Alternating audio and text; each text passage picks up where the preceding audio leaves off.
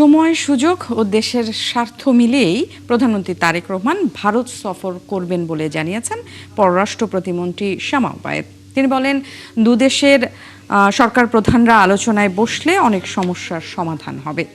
ভারতের উচিত হবে সেই সুযোগের সদ্ব্যবহার করা। বিকেলে পররাষ্ট্র মন্ত্রণালয়ে সাংবাদিকদের বিভিন্ন প্রশ্নের জবাবে প্রতিমন্ত্রী এসব কথা বলেন। বিস্তারিত জানাচ্ছেন নাদিয়া শারমিন।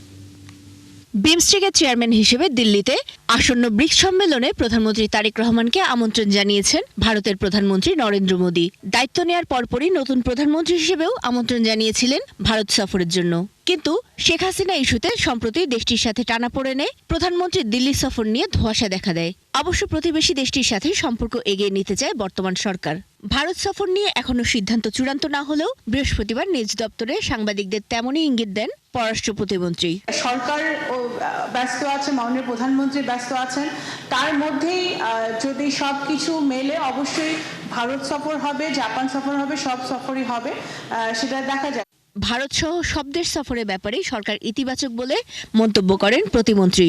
আমরা সকল দেশ সফরের ক্ষেত্রেই আমরা বাংলাদেশ সরকার পজিটিভ আছে, কিন্তু এটা নির্ভর করবে মাননীয় প্রধানমন্ত্রীর সময়ের উপরে এবং দুই দেশের আলোচনার কতটুকু আগাচ্ছে সেটার উপর।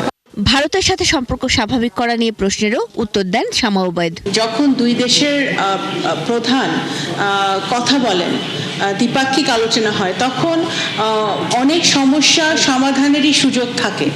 সেই সুযোগটা তো আছেই, রয়ে গেছে, এবং ভারতের দিক থেকেও উচিত হবে সেই সুযোগের সদ্ব্যবহার করা। একজন সাজাপ্রাপ্ত আসামি যখন ভারতের মাটিতে বসে কথা বলে, সেটা বাংলাদেশের জনগণ সেটা ভালোভাবে নিবে না, নেয় না।